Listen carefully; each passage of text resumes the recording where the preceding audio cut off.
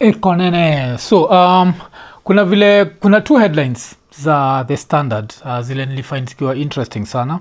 So kuna headline ya leo asubuhi. So headline ya leo asubuhi inasema wildebeests blockade. Then kabaki imeendelea iko like the rhythmic thunder of hooves that marks what many regard as the eighth wonder of the world. The annual wildebeest migration in the Maasai Mara may soon fall silent. This follows a presidential directive allowing a hotelier, the RITZ-CARLTON, to erect structures within the migration corridor.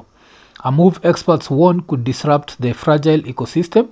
Conservationists are beside themselves with consternation as they seek court orders to order a halt to halt a calamitous decision that offers only short-term financial gains for a handful of powerful government figures. So basically hiyo ndio kitu ina happen like watu wengi sana kujaga kuwatch the migration najua ya the wildebeest, of course they cross the river. That's why even in my mind I know that they cross, and that is all going to change courtesy of William Samoei Ruto. So a lot of stuff that's happening is stuff that we never even thought about. So saizi tunajua Kenya pipeline inaenda kuuzwa and Uganda might end up with more shares than Kenya. Kenya will own 35%. Why? Because the president says so. Then another thing, tunajua tunauza Safaricom. And what are we doing? Saizi legalize logging, so people can go into forests and just cut down trees. And now kuna history ya RITZ-CARLTON. And remember when we first heard that there was a hotel being made in the middle of Karura forest and we thought it was crazy. When we talk about Singapore, I don't know if this guy knows how many trees are in Singapore. Like buildings, literally kuna skyscrapers that have trees. That's how much they respect nature. Sisi tunaingia kwa forest. But, so hiyo ni headline ya leo. But what about headline ya jana? So headline ya jana ilikuwa ni mystery gold exports. Then ikaendelea. Of course kuna picha ya Samoei. Not surprised. Ikakuwa ni Kenya is exporting a staggering 42 tons of gold to the UAE in 2025. An increase of nearly 13 tons from last year, despite officially producing just over 1 ton annually. The discrepancy has raised fresh fears of a thriving smuggling network, with Kenya allegedly serving as a transit hub for gold originating from South Sudan, the Democratic Republic of Congo, Sudan, and possibly Ethiopia. Huko ndio gold inatoka. This is not the first time the country has been implicated in smuggling. The infamous Golden Bag scandal of the 90s, as well as repeated protests from the DRC at the highest levels, have long suggested that Nairobi is a conduit for the illicit trade. Then ikaonyesha hiyo story kakwa ni 42.1 tons total gold shipments from Kenya to Dubai in the first 9 months of 2025. Alafu kakwa ni 13.8 tons shipments from Kenya to Dubai in the same period of 2024. Then ikakuwa ni nini? 13 kgs amount of gold a former Kenyan assistant minister was accused of smuggling in Uganda. Then ikakuwa ni 2.5 tons allegedly smuggled to Kenya in 2011. This led to President Joseph Kabila flying to Nairobi to protest. And so kuko na hizi story, and you might be wondering like, why am I showing these stories? These stories go to show the way this dream that we keep saying that Kenya will be Singapore, it's sorry to say, but a bullshit dream. Because for you to be Singapore, there needs to be a certain level of national interest put first, not individual interests. And when we think about things like the RITZ-CARLTON in the middle of Maasai Mara, these are vile to the standard wali put, najua it has to be something that's making a few people a lot of money. So ikakuwa niyo a calamitous decision that offers only short-term financial gains for a handful of powerful government figures. And that's all I can think about. Otherwise, there's no reason to build this in the middle of the RITZ-CARLTON. But why am I talking about all this? Wacha tumongeje Safaricom, because now Safaricom has been the main thing that has been talked about. And kuna vile Kalonzo na Gachagua waliamua kuchip in kwa hii story. Of course, I don't fully agree with them, but right now, looking at how the president is behaving, I understand why maybe, just maybe, they are saying the truth. The government's plan to sell 6 million Safaricom shares to Vodafone has drawn sharp criticism, with the opposition threatening to challenge the deal in court. Opposition leaders say they will file a formal petition arguing that the proposed sale completely sidelines Kenyans, who are the ultimate owners of the telecom giant. They further claim that the expected proceeds from the transaction fall far short of Safaricom's true market value, describing the deal as unfair and undervalued. So, so you debate, if Safaricom is being sold at the right price, the first person to start this debate was Dede Nyoro. Najua Dede Nyoro alikuwa msee anasema that he's involved in stories of stock, and afikiri tunauza hii kitu at the right price. And of course at some point tutasikia, I think Kalonzo anasema that he thinks that there are few individuals who are going to benefit from this deal, and it has to be. If you look at the pace at which these assets are being sold from Kenya Pipeline, because here Kenya Pipeline, to me, it affects me more than, for example, KICC. Najua. But the government's proposal to sell 15% of Safaricom shares to Vodafone for 244.5 billion shillings to get seed capital to operationalize the National Infrastructure Fund and the National Sovereign Wealth Fund has sparked outrage among opposition leaders. They claim the deal is opaque and designed to benefit a few powerful individuals in government. Scale. The deal is opaque and designed to, yes, a few individuals in the government. Am I surprised? Not really. Sasa share moja imeuzwa 34 shillings, whereas the real value is 70 to 80 shillings. So the country is losing about 250 billion. Speaking at Dominion City Church in Kasarani, the leaders said they would move to court to stop the sale, insisting that the government failed to involve Kenyans as required by the Constitution. And we know that as they try to sell this parastatal without public participation, which is a constitutional requirement, it is simply because somebody somewhere wants a cut. It's like you have a cow that is high yielder in your home. Hiyo ng'ombe ndio inatoa maziwa, watoto wanakunywa, wewe unakunywa, ingine unauza. Sasa wewe unauza hiyo ng'ombe na una ingine, ati ununue chakula ya siku hiyo. Similar statements were shared by former budget chair Ndindi Nyoro, who attended church at St. James and All Matthias Cathedral in Murang'a. Of course, Dede Nyoro, vile nilisema, he's the guy who's been talking about this. But umetikia part ile Kalonzo amebonga juu ya ati lazima kuwe kuna mtu anageta cut. And that's the Kenyan problem. Najua there's always someone getting a cut. We never put the country first. And this is the reason why when I hear Singapore, I'm like, no, because these Asian countries, one of the things that makes them what they are in integrity. The level of integrity inakuwaga so high that everyone knows the country comes first. It's not about individual wealth. But in Africa inakuwaga about individual wealth, then the country comes second, third, fourth, uko. And that's the reason why, like everything we see, like you see all these projects, unasikia Atalanta Stadium, inflated.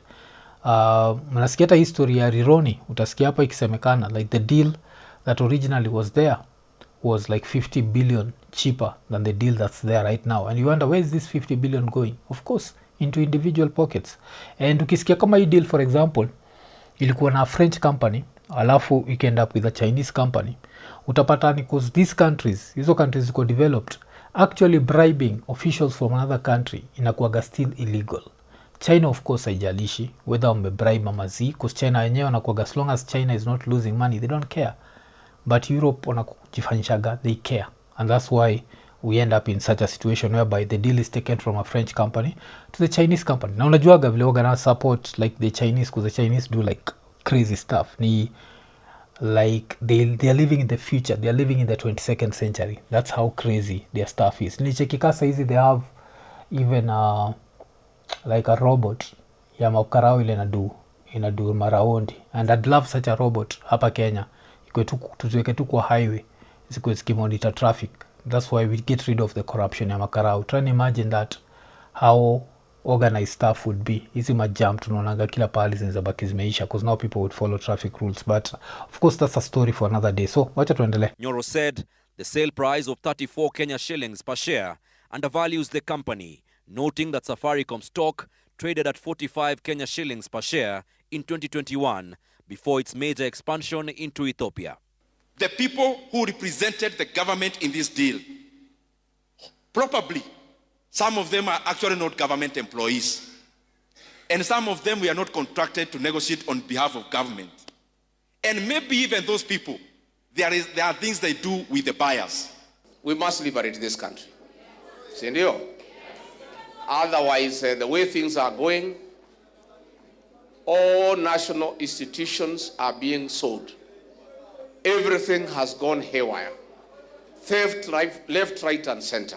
On the political front, the leaders announced plans to unite all voices committed to transforming the country. So yeah, hii story of us selling everything, man. Like, Kenya Pipeline. Kenya Pipeline keeps messing with my head because of the fact that Uganda might end up owning more shares of Kenya Pipeline. Because of course they claim that 35% itakuwa ya Kenya. Then, ukichekigizi vitu zote, you'll never find Elon Musk akipatiana more than 51%, yani more than 49% of Tesla.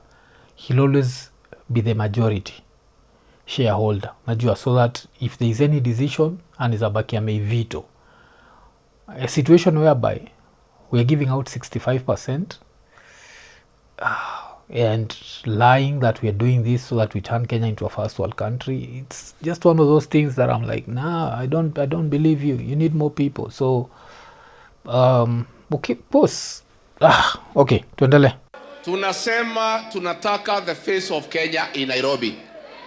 Na hatutaki ODM iwachwe nje. I see ODM coming to us in a big way. All right? We are progressive voices like Senator Nairobi, Senator Sifuna. We have progressive voices like Babu Owino, member for Embakasi East. They also criticized the construction of the Rironi-Mau Summit Road, claiming that the cost of the project has been inflated from the initial 150 billion Kenya shillings contract, which was awarded to a consortium of French companies, to a 200 billion Kenya shillings deal, now awarded to a Chinese firm. So vile nilisema, hiyo 50 billion, it might look like it goes into thin air, but no, it goes into individual pockets. You can't then turn around and say that you're doing this for Kenya. You're doing this for yourself. Let's look at how much 50 billion is. 50 billion is so much money that even tukisell Safaricom, after how many years? Safaricom has been operating for over 25 years, yes? And when you are selling this, the whole country is making only 245 billion, because it's 200 billion. If 45 ni vile ni dividends ziko paid kabla. So, it means that to make 50 billion, we'd need at least, is it 6 years? And that's money that's going to go into individual pockets. And because don't lie to yourself, if the French consortium was making this for 150 billion, the Chinese could have made it for even 120 and still be the same quality. Why? Because when it comes to mass production, no one does it better than China. And haijalishi hata roads zenyewe zina need some level of mass production, and the Chinese do it best. They do it at the most affordable prices and the fastest. And okay, so but hiyo shaenda, I guess there's nothing we can do about it, I guess. So but tukitoka hapo kuna kitu moja ile anaitwa Kalonzo alisema on Saturday, and I remember reacting to it, and a few people took it personal by misunderstanding me nikisema that history ya Ogolla, because history ya Ogolla, if you had to ask me, Kalonzo was scoring political points with it. What I think is an issue that no one can score any political points with ni story ya Msando, but still I'm open to story ya Ogolla being investigated. Najua, if it can be investigated and we find out that there was actually foul play, that would be good to know. But the fact that no one talks about Msando, that messes with me. So watu wako like, kwa nini nataka one to be investigated and not the other? Because one is so obvious. This guy goes on a TV station, says the election can't be manipulated. The next thing, he's dead. Same day, less than 24 hours. No one is ever arrested by the same government that can be able to arrest anyone. Kiwa walienda kutafuta boy anaitwa nani? I always use Kibet Bull. Alienda kutafuta huko in the middle of Nakuru. But Umsa alikuwa katikati ya Nairobi, and no CCTV captured him, nothing. Tuachage ujinga jo. Hiyo nile unapataga like the regime ya Kenyatta got away with so much that people like call out vitu kama hizi, people feel like you're attacking Kenyatta. I'm not attacking Kenyatta. I'm just saying this guy was killed. Iko Nini, ni the festive season, so wacha nikuulize jo, hii time yote umekuwa ukisikia mwafa anasema LemFi. Usha try LemFi? Kama uja try, baki umejua kuwa LemFi iko na the most competitive exchange rates, alafu pia unzabaki umepay directly kwa pay bill na till numbers zile ziko Kenya. Alafu pia unzabaki umesend ama umereceive do, whether uko US, uko UK, uko Canada, ama uko UAE. So nangoja nini? Changamka, tumia promo code Iko Nini, alafu utabaki umepata pia a $20 sign up reward on your first $50 transaction. So nangoja nini? Changamka, ingia LemFi, international payments for everyone. Iko Nini. But here Ogolla, pia of course the government is fighting back, and this now is a good thing, ama it's a good point for now Kalonzo kuenda na kuspill the beans. So this is actually good. Wacha tusikize. Back home, a section of Rift Valley members of parliament are demanding that the Wiper Patriotic Front leader, Kalonzo Musyoka, record a statement with the Directorate of Criminal Investigations, and that is over his remarks on the death of former Chief of the Defence Forces, Francis Ogolla, describing the comments as politically motivated. The development comes as Interior Cabinet Secretary Kipchumba Murkomen led another team of cabinet secretaries in rallying support for President William Ruto ahead of the 2027 general election. So tushaanza kuinvestigate ku campaign for 2027, and it's close to 2 years before, well, like ahead of the elections. Ama 2 years what? Kizungu imenipotelea. And I'm there thinking, like, 2 years to the elections, you're part of the government, you could be convincing us through action on why we should re-elect the government, but no, you decide to convince us through words. Okay, some really shitole stuff. The remarks by Wiper Patriotic Front leader Kalonzo Musyoka over the 2024 death of former Chief of Defence Forces Francis Ogolla have sparked anger among section of Rift Valley leaders. Wasee kina mama. Some MPs from the region are now calling on Kalonzo to present himself at the Directorate of Criminal Investigations DCI to record a statement saying his claims appear laced with political malice. Na nilikuwa nasikia Kalonzo sasa ati anapiga makelele, sijui nani aliua huyu nani anaitwa nani huyu Ogolla, ati sijui Ogolla aliuawa. We want to ask Kalonzo Musyoka, if you have any information that might have led to the death of Mr. Ogolla, please report to the police and DCI, give that explanation. Mtu mwenye aliua akamatwe. Really interesting vile nasema, of course the police can never investigate anything that portrays the government in a negative way, but just put the information in the public domain. Just point out, because of this is why I think this happened, because of this is why I think this happened, and that would actually be more helpful than just saying it, especially when you say it in a Luo setting. The way mintaiangalia, it's just something to rile up emotions za watu. But I could be wrong. As I keep saying, I could be wrong. So let's wait and see what Kalonzo is going to do. But wacha tusikize ase. Mheshimiwa Kalonzo Musyoka, mimi nimesikia wewe ukisema sijui ilifanyikaje, sijui CDF. I want to challenge you. If you are truly a very honest man, you should not have served as the deputy president, as the vice president of Mheshimiwa Mwai Kibaki. Kwa sababu nyinyi mnajua hiyo kura mkushinda, ndio maana mlienda mkaabishwa usiku. The leaders who were gathered at Kanui in Baringo North for a church fundraiser also warned Kenyans to be cautious of leaders making incendiary statements that could fuel political tensions.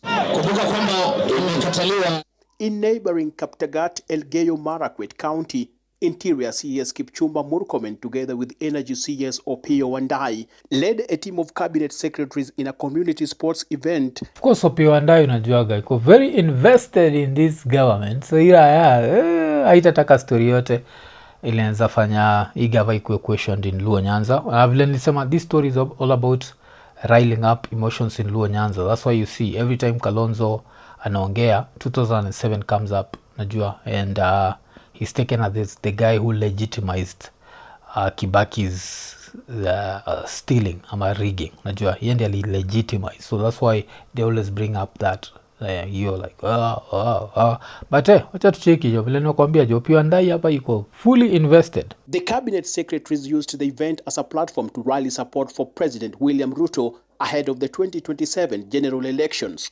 Mimi najua kuna challenges mingi ya vijana, lakini where we are going with housing, where we are going with investment on mambo ya investment na mambo ya infrastructure na mambo ya manufacturing itasaidia kuokoa vijana wetu. Kata kauli tayari. Nyinyi wananchi wa Elgeyo Marakwet, wananchi wa Keio South, mkumbuke ya kwamba sisi wananchi wa kule ng'ambo tuko na deni yenu ya kisiasa. Wewe Rigiji, ulikuwa unafikiria umeweka kura ya mlima kwa mfuko yako? Watu ya Mbeere North waliongea juu ya watu wote wa mlima ya kwamba kura ya watu ya mlima iko katika mfuko wa William Samoei Ruto. At some point kumesemekana that CSs were not supposed to be politicians, and this is one of the things that of course ilienda bado ikichangia under Uhuru. And yes, so right now we are back to politicians, and of course this government imetuonyesha maneno kabisa, because now damn, yes, I think because under Uhuru ndio it was the first time tumepata technocrats. That's why we ended up with the likes of ilikuwa nani umse Matiang'i, yes, who did a good job but at a very high human price. That's why personally I don't endorse him. The human price did not need to be paid. That much blood did not need to be shed. So if you're in a country that keeps claiming we are tired of extrajudicial killings, that has to be part of his CV. Najua that level of arrogance that he used to have and did a disregard for human life. But yeah, saizi sasa tumeenda post the nini, because I think hii rule ilichangewa still under Uhuru. As much as time ya Uhuru haikuwa implemented, but it was still changed under your time, because nasemaga time ya Uhuru there's a lot of stuff that Uhuru used to do out of emotions. He's the sort of guy who said manual voting should come back, and with that what happened right now, watu wako worried, oh, we don't know what's going to happen in 2027. When Uhuru was pushing that bullshit, no one cared that at some point there's going to be a president who's not that popular, ama who people don't like. And now history a manual vote and manual register, it's some whole other shit, and that's a story for another day. But it's very sad to see these CSs just campaigning instead of doing their jobs. At both functions, UDA leaders urged unity, particularly among Rift Valley MPs, stressing the importance of cooperation before and after 2027 general elections. Alafu kuna wengine wakiona mtu mwenye ako na ukakamavu na anajisimamia, hadi sasa wanaanza kutishika, wanataka kupangia kutoa huyo. Mkisikia mtu anakuja hapa kupanga against nyinyi kama mnapenda maklabu itakuwa hii. So hii ndio story iko ikikam to hiyo nini, but still wacha tukava story ingine. Kuna kitu nilicheki, ilikuwa ni Jalas alikuwa ameenda US. I don't know when this video was shot, but inasemekana Jalas yuko na the Kisii women rep, and the first thing that came to my mind was this woman most probably yuko based in the US. Then ika notice Z, cause wasopelekaga tabia kama hizi majuu, alafu nachekigi, this is the reason nachekigi walami wakisema that these people don't fit in their society. So acha tusikize huu mother kona shindwa like what I'm talking about. December sisi tunatairisha wasichana ndio wasikue hapa wanawaishwa hii December wanatairisha. Mechekio mother nasema December wanna do FGM, alafu she's super proud of it, and I understand something being passed from this generation to this other generation, but kufanya dem asiwai enjoy something that they're supposed to enjoy. Why? Cause why? Understand? Like why? Kuna culture zingine zinakuwaga ni bullshit kabisa. Wasata wale let's keep culture. Kuna culture zinakuwaga ni nonsense. Now this is one of those cultures that's nonsense. And for someone like this to actually go to a foreign country and say something like this, nachiki vile nini walikuwa nasema hizi ma countries zinatutishia that wataangalia our what's it called, our social media. Hii video inafaa kuwa shared na US embassy na whatever. Mothers way toka hapa Kenya bakishe tu ujinga yake hapa. And of course you kama una watch hii show na in 2025 bado una believe that mademo anafaa kuwa na go through your bullshit. It just shows how unajua history, oh, the elders they know something. No, they didn't know anything. They were confused. They lived in a world where they thought the sun is this small light that goes up and down. They didn't understand. They had very little information. Somehow they figured out kile kinembe waga inafanya, which I don't know how they figured out, and they decided madema hafai kuenjoy. So you end up with a situation whereby unabeg wife wako, alafu nashindwa kwa nini unambeg. Watu wako na wife wako na vinembe watakwambia kunaga kubeg, mademu idai tu vile na chiki. That's the reason why wanataka kuitoa. So do you want mtu atakuwa kikuduia favor ama unataka mtu atakuwa ki look forward to the whole process? Because the whole thing waga, it's fun when both parties are, but these are sort of leaders tuko now najua kisi women rep. Like how did they end up with such a person in such a powerful position? I actually don't know. Like it's one of those really sad scenarios. And yeah, this is someone in a powerful office and anatembea na jalas, anajua it's being recorded na anasema confidently Kisii, tutafanya this in Kisii. Damn, okay. But tukitoka hapo acha tumalizie na hii story. Kuna hii video moja nichekia Mngatana I found to be super interesting. I didn't have some of this information, but wacha tumsikize. I served in the Ministry of Medical Health as an assistant minister many years ago when we worked with Professor Anyang' Nyong'o. Professor Anyang' Nyong'o came to serve in this Senate and later on became the governor of Kisumu. But Professor Anyang' Nyong'o, in July 2023, he was admitted to Jaramogi Oginga Odinga Referral Hospital. And you know what? He carried a very serious and sensitive operation in that hospital, a hospital in his county. I wonder whether my governor, what is his name again?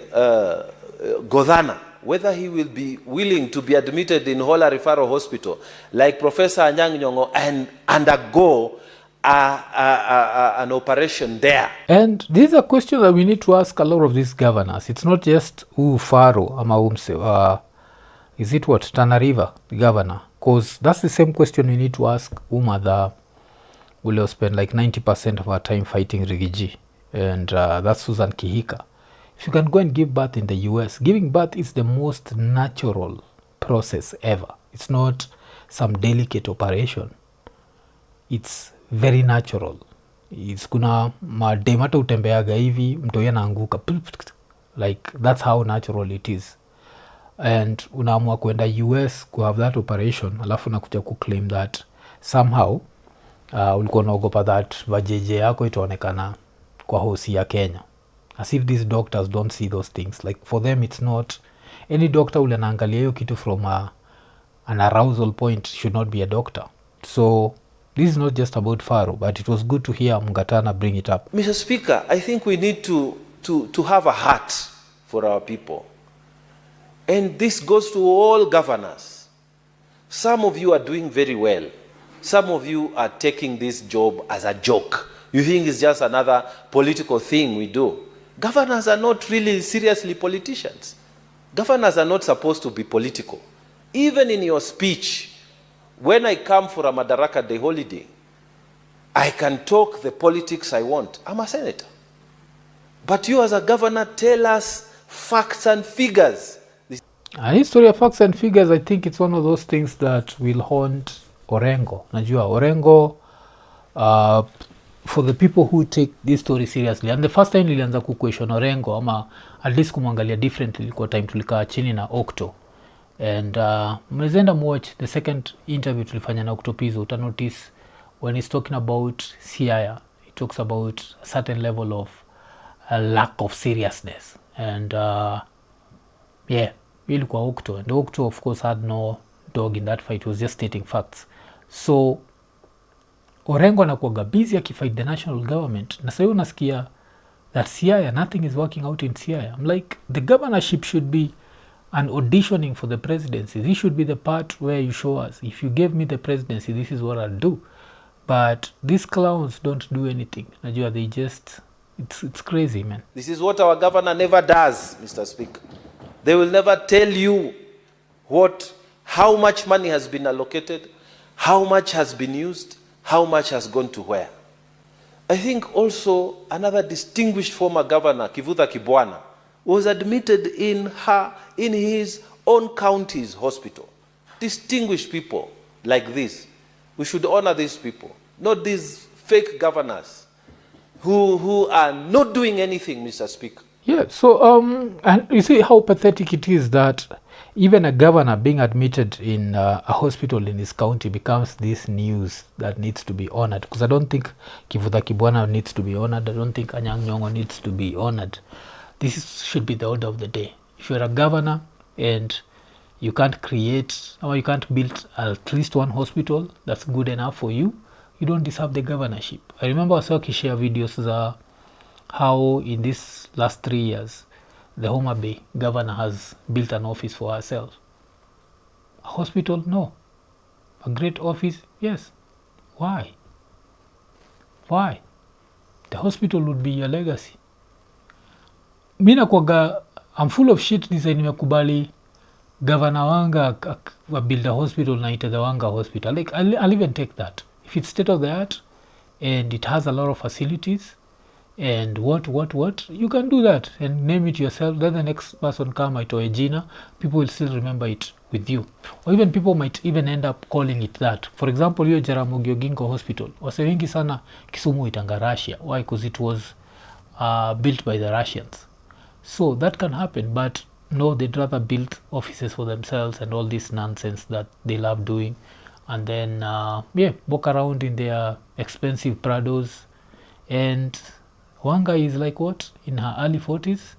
If you're in your 20s, you'll think 40s is old. Till you fike 40 and you realize that no one in their 40s should be reasoning like people in their 70s and 80s and 90s who only think about short-term things. And someone in the 70s and 80s and 90s thinking of short-term makes sense. Why? Because they'll be around for short time. But if you're in your 40s, legacy should be very important. But mina jua nini? Good morning. Iko Nini.